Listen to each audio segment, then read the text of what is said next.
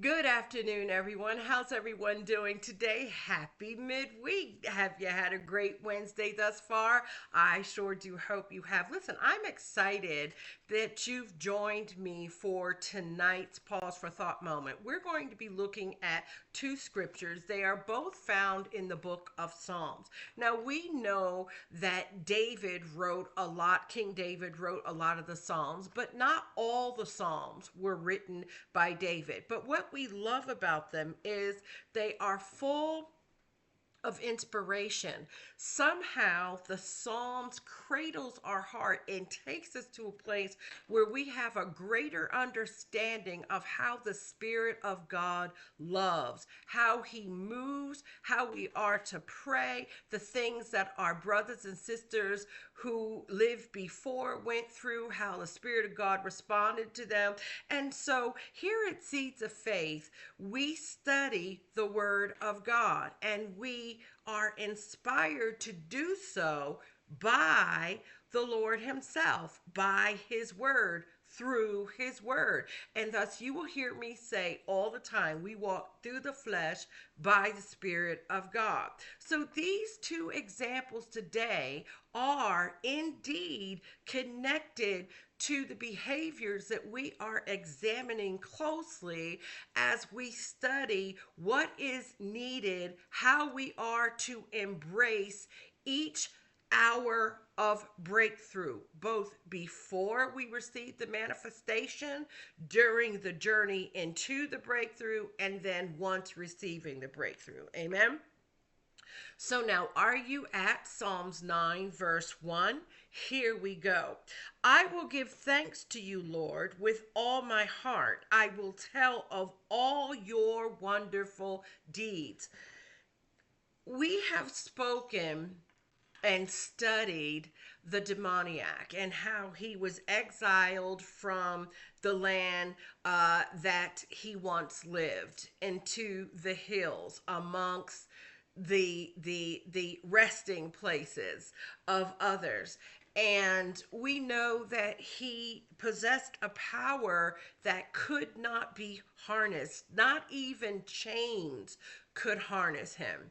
And so they put him there for, let's just say, safekeeping, right?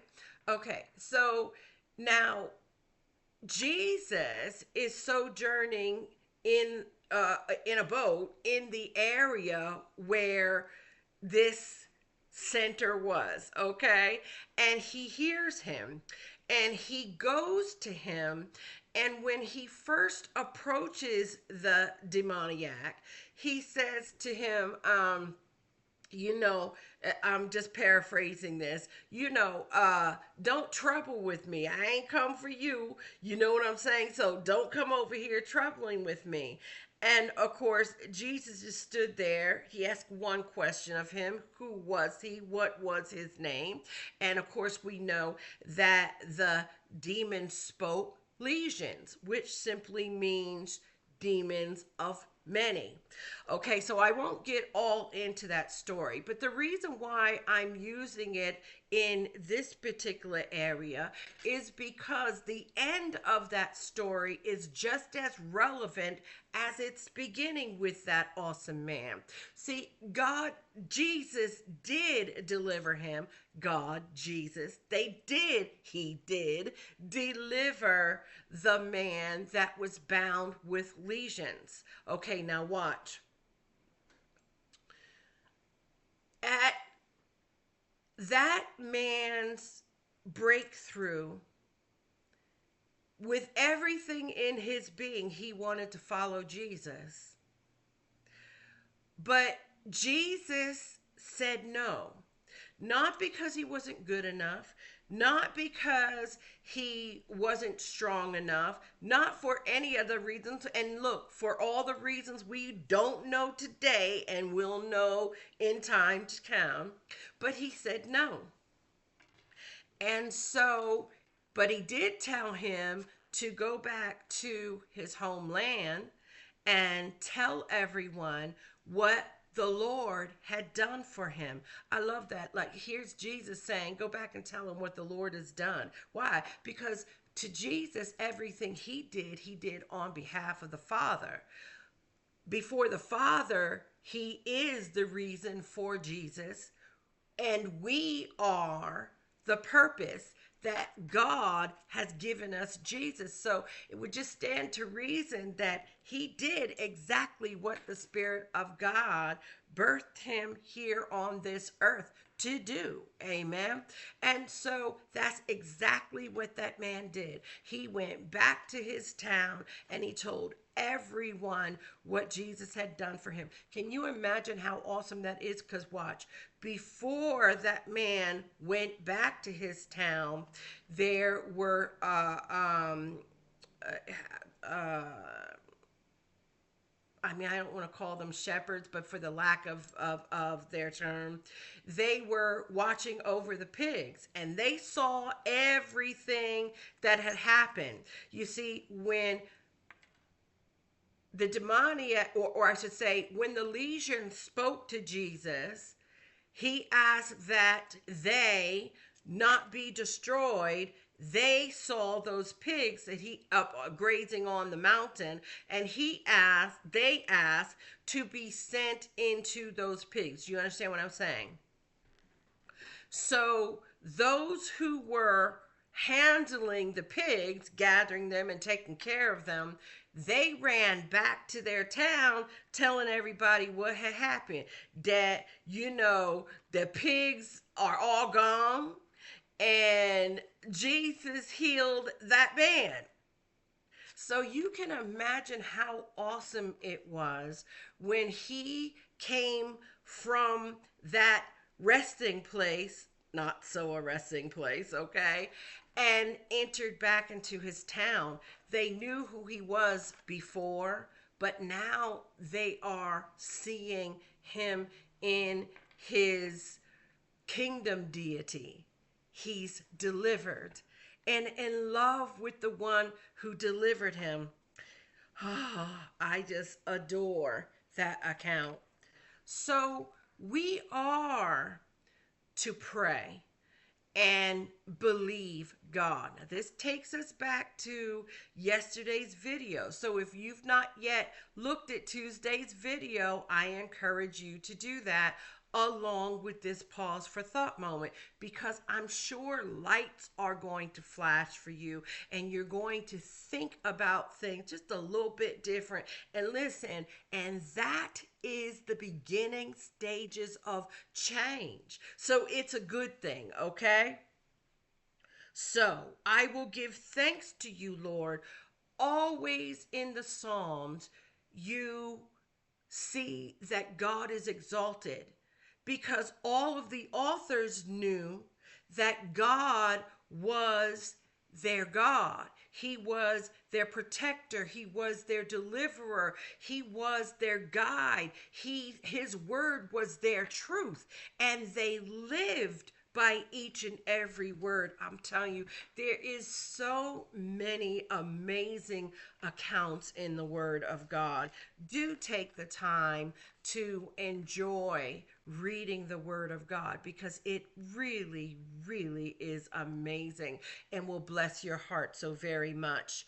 And if you're not a Bible reader, then now is a great time to start. Start small and do it before the Lord. Pray before you get into your word so that you have within you the truth that you have called on the Holy Spirit for understanding. This way, when you get in the word and you start to read the word, you will have understanding. Most oftentimes, people don't like to read the word of God because they just simply don't understand it and they feel overwhelmed and so forth and so on. Now, we can just cut that to the quick. You don't have to get overwhelmed. If you've asked Jesus to be the Lord of your life, God is your heavenly Father, and everything about him that he has revealed through his word is for you to understand, right? To accept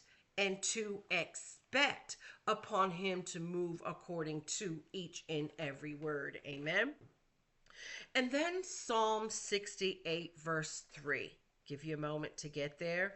This is another scripture that emphasizes the good of God. God truly is good. And how do you know he's good? How do we know today God really is God? God really is good. For those of you who are questioning, I would say this: if you go before our Heavenly Father God, our good God, and you ask him to reveal his love to your heart, and you can tell that you suddenly just take a deep breath and exhale and stuff feels different, there he is. That's how you know.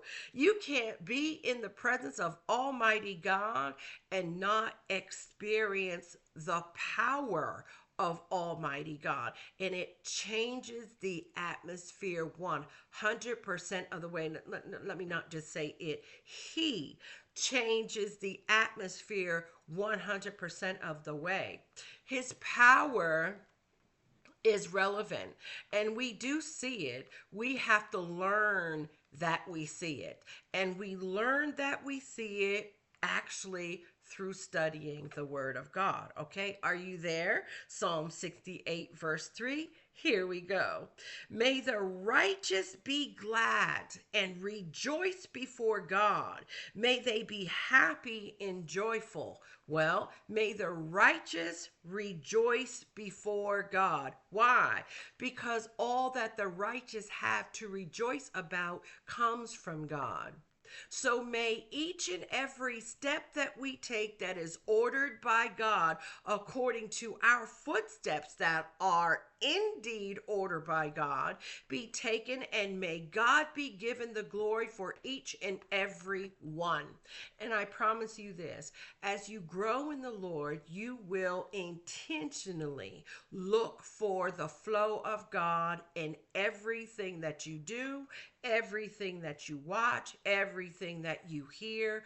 Before a body of people, you'll be looking for Jesus. And let me just say this to you: you will find him.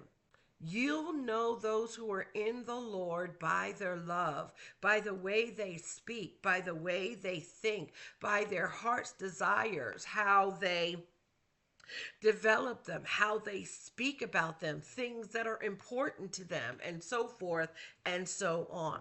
And so Jesus once said that we'll not have to go around telling everybody that we are Christ-like, which is the definition of the word Christian. They will know by our love. So when you see people who have placed that tag up on their breastplate and they acting all wishy-washy in some kind of way, you pray for them. I can't tell you that they're not born again, but I can tell you they're human and they have issues. And those issues are issues that the Spirit of God gave them the very Lord that they serve to overcome, aka a prayer request for what? Breakthrough, deliverance, right? Glory to God. I hope this pause for thought moment has blessed you. I look forward to our Bible talk tomorrow, more on our topic of breakthrough. See you then. Have a great night. Get some good rest.